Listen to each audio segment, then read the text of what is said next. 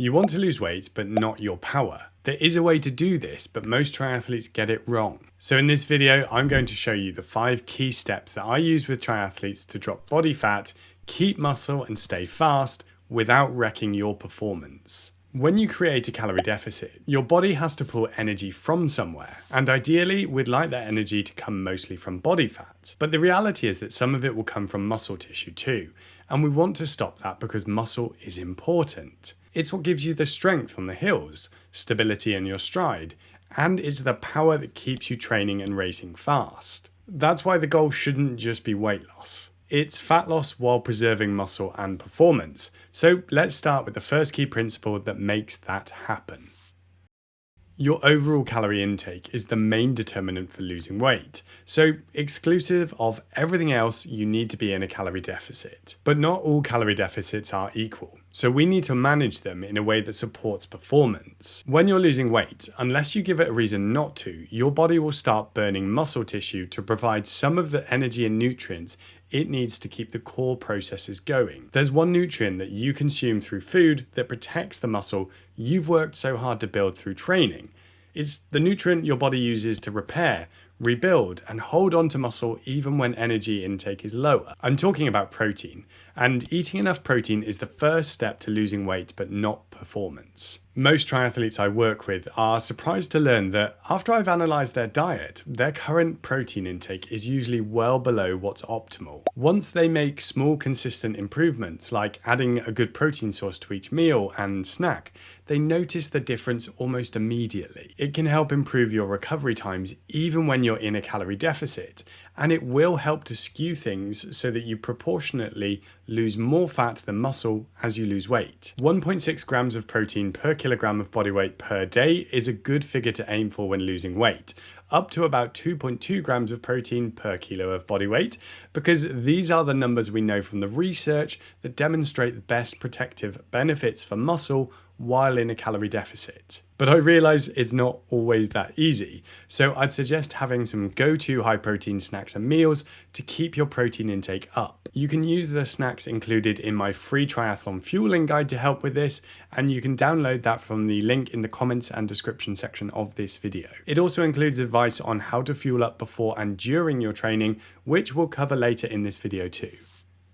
Along with keeping your protein intake high, there's one type of exercise that has been demonstrated in research to help you preserve muscle mass while losing weight. Typically, triathletes focus on the core 3, swim, bike, and run, and it makes sense. We want to improve those. Behind the scenes, there's a process called muscle protein synthesis, which determines how much new muscle tissue is created, and there's the opposite called muscle protein breakdown. Classic endurance exercise doesn't stimulate muscle protein synthesis that well, which, especially when you're in a calorie deficit, can skew it so that more muscle is broken down rather than created. However, strength or resistance training increases the rate of muscle protein synthesis, and that helps you to hold on to muscle as you lose weight. So step 2 is to include strength training in your plan. I'd recommend 2 to 3 focus sessions of strength training every week if you are trying to lose weight but not performance. Focus on compound lifts or resistance exercises that challenge you without compromising your triathlon sessions. Some sort of progressive overload, so gradually increasing weight, reps or sets,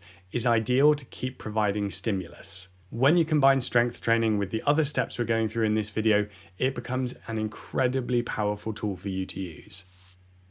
One of the members inside the hub said something which really highlights the approach I encourage triathletes to take when losing weight. It's easy to think that you need to completely strip calories back across the whole day to stay in that calorie deficit. But if you want to keep performance high while losing weight, this couldn't be further from the truth. Instead, you need to fuel your workouts well, and particularly the key sessions. This is one of the things that Reese changed, as previously he followed the same thing I frequently hear from triathletes. Things like not fueling before their morning training sessions because they're using that to help them maintain a calorie deficit. In theory, this works, but on a practical level, this usually backfires and makes triathletes feel rotten instead. Their training feels harder than it should, they don't recover properly, and they end up with what I call the monster hunger later on in the day, when they end up eating anything and everything in sight. So what I suggest is keeping your calorie deficit away from training. Directly before, during, and after training,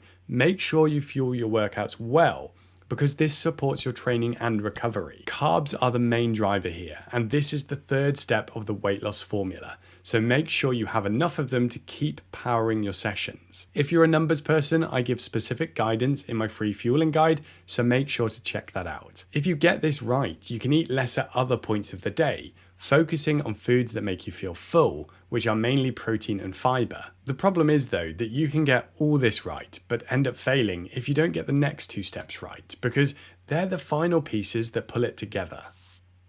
I had a client who went through a pretty rough patch when losing weight. She had about 3 weeks where her weight didn't really change much, at least on the scale. It wasn't budging, yet when I talked to her, there were clear positive signs of change. Her clothes were fitting better and even starting to feel loose.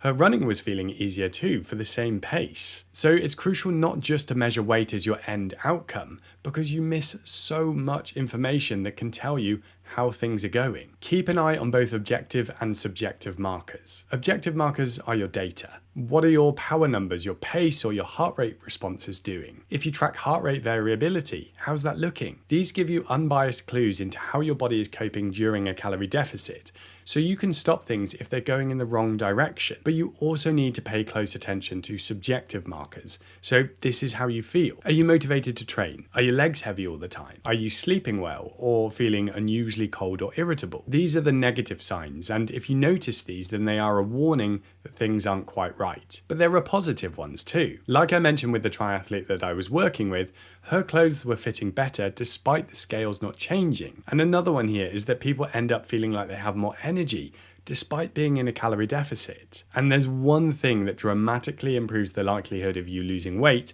but not performance. The slower you lose weight, the more likely you are to lose fat and not muscle. A sensible ballpark is 0.5 kilo per week or 1 pound per week. Now that might sound slow, but it's sustainable and it keeps your training quality high while losing weight. You'll stay energized, recover better, and avoid that drained feeling that leads so many triathletes to hit a wall halfway through their weight loss attempts. If you'd like to see how all of this links together in a practical way, then check out this video here, where I go through the exact system I actually use to help a triathlete lose weight, but not performance.